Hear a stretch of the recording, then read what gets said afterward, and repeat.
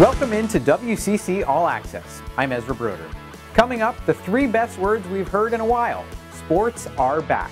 We look at the whirlwind that was the first week of the college basketball season, including buzzer beaters and upsets. And we catch up with former Gonzaga pitcher and current Mariners ace Marco Gonzales, who's gearing up for 2021. But first, live sports returned to the West Coast Conference for the first time since March. College hoops took center stage, and our teams did not disappoint. Hump, Hauser, catch and shoot. Off the mark, tip won't go, and San Francisco wins it. The biggest win came courtesy of USF. Just a week after knowing who and where they were going to play, the Dons knocked off fourth-ranked Virginia at a tournament in Connecticut. It was a great win. Obviously, Virginia is a program that we aspire to be like.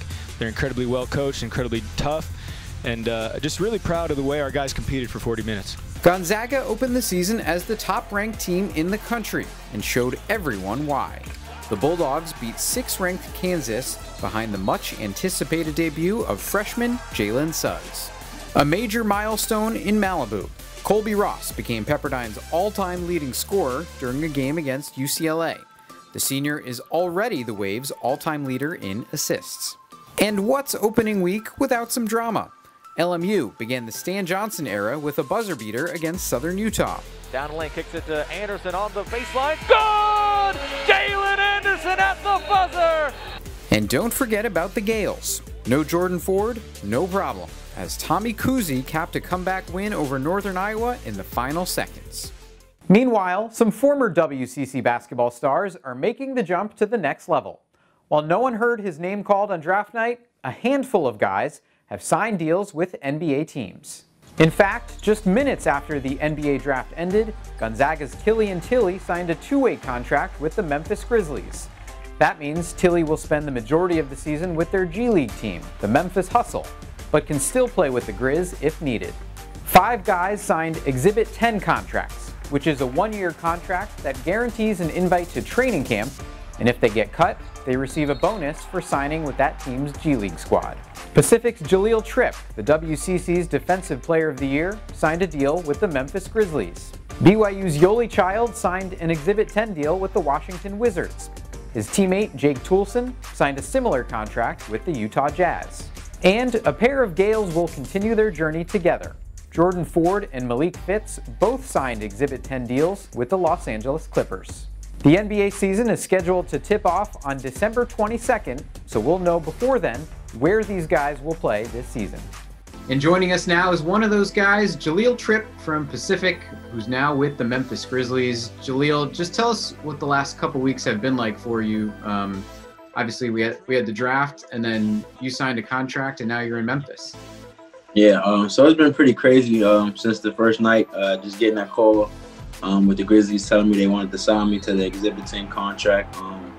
I actually had to fly out to be able to sign my contract right after the day, and then came back for Thanksgiving with my family for a few days, and then got right back on the plane the day after Thanksgiving and came right back out because we had training camp starting on the 1st.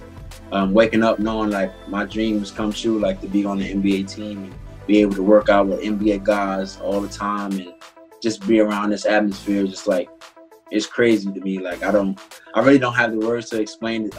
Just really been anxious and excited, and this is a moment that I've been waiting for all my life, and I'm gonna take full advantage of it. Why do you feel like Memphis is kind of the right fit for you? I just feel like they match my style of play. Play hard, play defense, get out and run.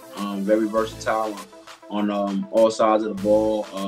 People can play different positions, and I think that fits my game well, just like I did at Pacific under Coach Stoudemire, playing positions 1 through 4. And I know the coaches here see me being able to play multiple positions, probably like 1 to 3, and being able to guard multiple positions. And just the culture. I'm talking to the staff and how they like to play the game, and it was similar to Coach Stoudemire. And as some people may know, he played here as well in Memphis and coached the Grizzlies as well. So some of the things he got from here, he brought to Pacific, and I was able to learn those things, and now I'm here learning it from the Grizzlies. The offseason, probably not what you expected. The shortened NBA season, there's no NBA Summer League for you in Vegas. you signed your deal, pretty much go right to training camp. Do you think that helps you at all, or does that hurt you? I definitely felt like it was a little bit of both. Definitely would have loved to have been able to work out for a bunch of teams right after the season was over. I definitely felt like if he was able to make the NIT, which I felt like we would have, that would have been able to give me even more exposure. And like you said, the Summer League is definitely one of those things that you can take advantage of, being one of the guys that's not like a lottery pick or first rounder automatically. So I think that did hurt me into a regard. But just speaking to some of the staff here, like they felt like this was a little bit better for them to be able to get the guys they wanted, because most of the time they're not able to really sit down and have one-on-one conversations with certain prospects. It's more so 6 to 10 guys in at a time to a facility, and they don't get no one-on-one time. So it being COVID and they can't really do that, and just being able to have one-on-one time with me and learn me as a person and not just as a player, they felt was good. So I think from that aspect, it also did help me for them to learn who I am off the court. So I'm happy in the position I'm in, and I'm definitely going to work hard to better my situation. Time to take a break. When we come back, we go down the coast to see what's making headlines around the conference. And the ace of the Mariners, former WCC Player of the Year, Marco Gonzales, joins the show. That and more after a quick break. This episode of WCC All-Access is brought to you in part by Nike, Just Do It, and University Credit Union, who invites WCC alumni and fans to bank with their brain and open an account today.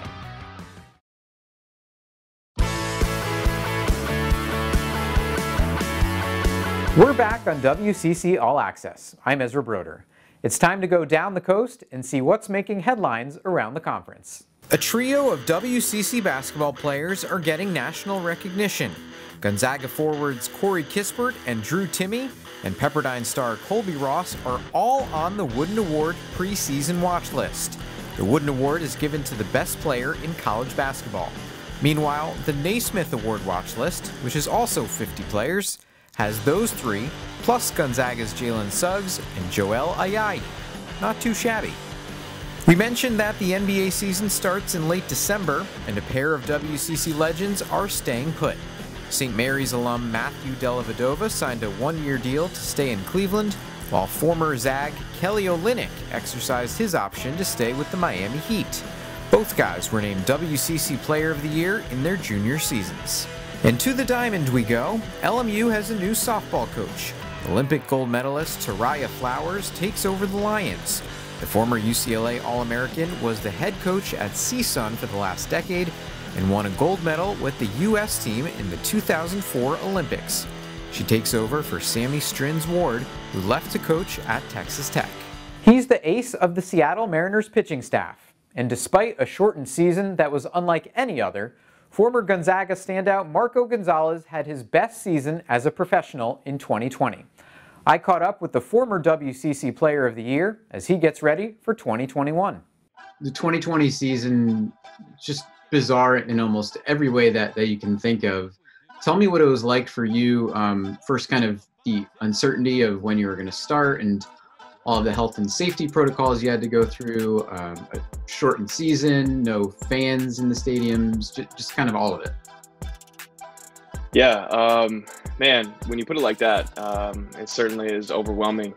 The hurdles that we had to jump over, a lot of things we had to overcome, and just in getting the season started, I'm the player rep for the Mariners, so in dealing with the negotiations on starting the season, I mean, times were stressful, and as everyone can relate, we were getting new information weekly about the pandemic, about the availability of starting a season and testing and everything that goes into it. But with that, like you said, there's a lot of health and safety protocols that we still had to adhere to. Every other day, getting tested, getting swabbed, saliva tests, and then just staying, kind of quarantined to your house and to your family, not having a normal season where you get to, socialize with people outside that group. So, certainly it was very different. We were all very grateful to, be playing and doing what we love. However, there was that, thing missing. And I think it was the fans, it was the energy in the stadiums, and sharing those experiences with our family. And, and friends along the way, we certainly missed out on that too. You still put together, you know, arguably your best season as a major leaguer, 7-2 with a 3.10 ERA, 7 walks in almost 70 innings, which led the American League. How were you able to do that in such a distracting season? My focus was a little bit more honed in, I felt like, and I definitely felt more connected to my team as a group, as a unit this year than I have in years past. And I think that's just because of the adversity that we all faced. You know, we had common adversities in the pandemic, but I think I really held on to that in a lot of my starts and really pitched with a lot of emotion, more so this year than in years past. And I think that's kind of what you saw is just an elevated emotion and intensity. And then also just with the state of our team, where we're at in our rebuilding phase, I really feel that we're turning a corner and really kind of putting some valuable pieces into place. And so it's contagious to be around. And if you're a Mariners fan, there are exciting times ahead. And the players certainly feel it. So I hope the fans do as well. So coming out of Gonzaga, you were a first-round pick. A lot of media members kind of putting a chip on your shoulder and saying that they don't see you as an ace or a #1 starter. And I know your general manager, Jerry DePoto, said he thinks that you took that personally. And kind of the proof is in the pudding in terms of your numbers from last season. How much truth is there in that? Does that weigh on you at all, or do you not really play into that? Honestly, it does have a factor. And it's had a factor on me for the majority of my career. I can think back to a time in high school when I was getting turned away from schools like University of Arizona, bigger Pac-12 schools that I had interest in and just simply wouldn't give me the time of day. And, obviously Gonzaga it is an incredible school, an incredible athletics program, and so not knocking them, but I chose to go there and I played there with a chip on my shoulder, proving to everyone else, every other school that I belonged at an elite program and that I was on a mission to make Gonzaga an elite program. And that's where I'm at now. It's the same situation where the Mariners are overlooked at times, and certainly I've been overlooked a lot in my career, but it's humbling to know that my general manager stands behind me. Certainly the players that I'm around on a daily basis stand behind me. And if you've ever seen me put in the work and do some of the things I've been able to do, then there's no doubt about that I'm going to pitch for a long time in this league and win a lot of ball games and just continue to prove people wrong, because I've made my whole career out of that. When we come back, what's trending on social media? We take a look at the best tweets and posts. And what's it like inside of a college basketball practice? BYU's Paisley Harding wears a mic for us. You won't want to miss it. Stay with us. This episode comes to you courtesy of Hercules Tires. Ride on our strength. Visit HerculesTires.com. And SHAMROCK Office Solutions, delivering Ricoh digital copier and IT solutions to the Bay Area for over 19 years.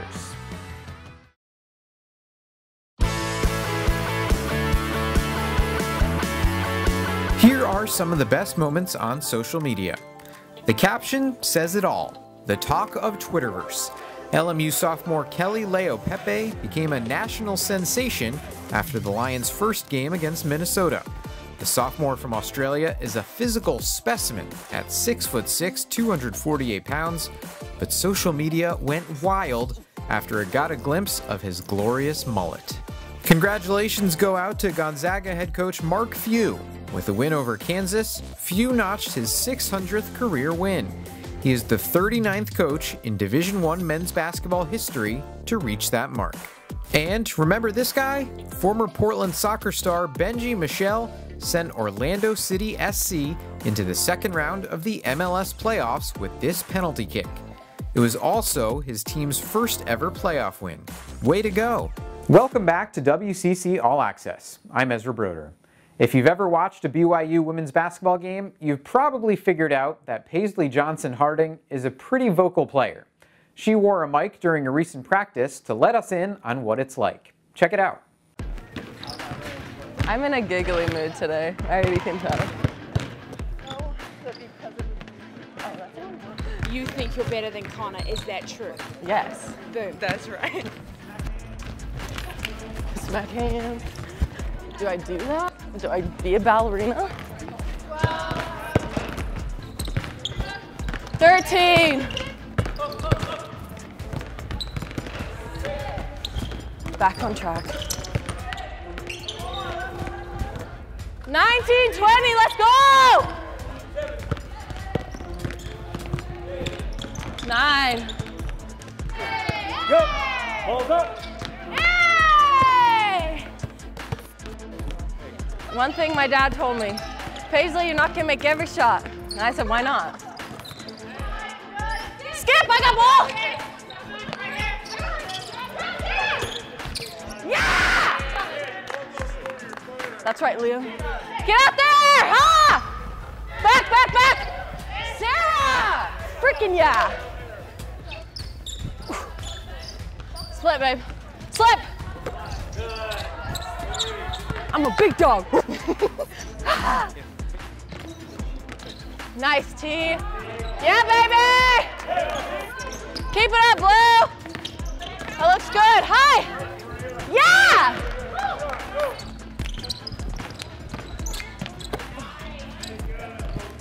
Nice, Maria. Good job. Yeah, that was just a lot better. Nice, Mally. That's really good. Good job, Mal. Yeah. Yeah, baby! Go in. Yes! That's right! That's right! Behind, babe. Nice, Maria.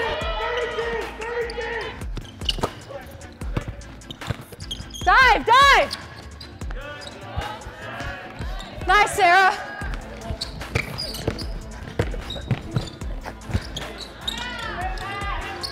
Hit it! Good job. Cougs on 3, 1, 2, 3. Yes. Coming up, we take a look at the calendar and go over some key dates on the horizon. And they went from worst to first last season. The Portland women relived their wild ride to the WCC Tournament title up next. You're watching this episode thanks to our sponsors, Heffernan Insurance, because you're different, and Don Francisco's Coffee, premium quality, great tasting, family crafted coffee since 1870, backed by 150 years of coffee roasting expertise for a perfect cup every time.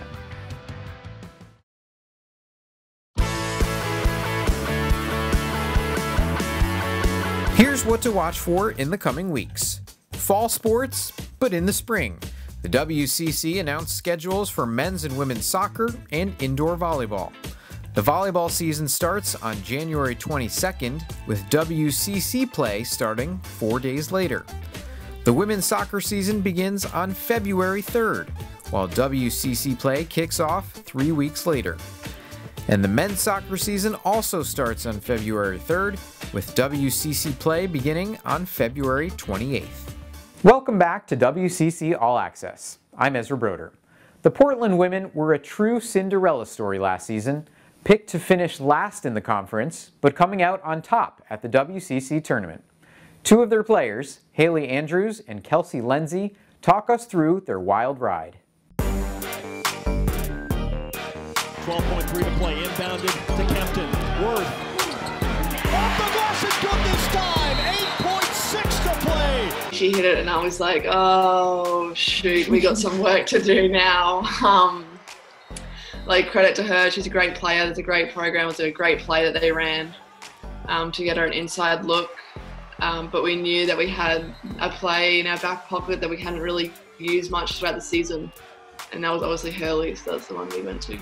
Yeah, me and some of the girls, we were like, these are the moments that we live for right here. This is what it comes down to. We get into the huddle and then he's like, Haley, like, we're running Hurley for you. And he's like, get the handoff from Alex and just attack the rim and just like try to create something. So I was like, right, all right, I'll see what I got. And then I was just fortunate enough to hit him with the Euro, and Haley got the ball and she was coming down. I knew you were gonna make it. I knew you were gonna make it. And she hit him with the Euro, and I have never jumped that high out of my chair before. Across midcourt at the buzzer! No good! Down go the Zags! This is March! I like had goosebumps. Like it was just the best thing that like I've ever experienced nearly in like my basketball career so far. It was just so much whirlwind of emotions that we just like didn't know like what to do because I've never been in that situation before. We get into the huddle and Mike's like, Haley, like we're running Hurley again. And I was like, oh, shoot, all right. But yeah, I got the ball and ran Hurley again and somehow hit him with the jump hook and just lucky enough to go in. I was on the inbound and defender. And we'd scouted all like the inbounds plays for so many times. Like I just remember watching in slow motion that the field guy girl, we all got confused. And I just remember watching her being all by herself. And I was like, no. When I saw the shot, I knew it looked a little off. And so I was already jumping up and down acting like one. The Portland Pilots will go dancing for the first time since 1997. I don't know, for me, it was like what? Like, surreal for sure. Yeah, we just somehow won the WCC championship. Like we're actually going dancing. Like host, like never in my like life would I have thought that I would like have or like get the opportunity to like go to the big dance. That'll do it. Thank you for watching WCC All-Access. We leave you now with some of the best plays from the last few weeks of action. See you next time. Barcelo top of the key into a triple. Yes! Got it! AB for three once again to end the half. Oh, man. Got outside miss. Worth got the rebound underneath. Scoop it underhand. And what a shot by Jen Ward. Jalen Williams back to Keyshawn. His three is missed, but DJ Mitchell down the lane. Two-handed stuff on the follow. DJ came flying down the lane. This episode was brought to you in part by Reveal Suits, the official business apparel partner of the West Coast Conference. It's what's inside. Visit revealsuits.com. And Signature Championship Rings. Your success set in stone.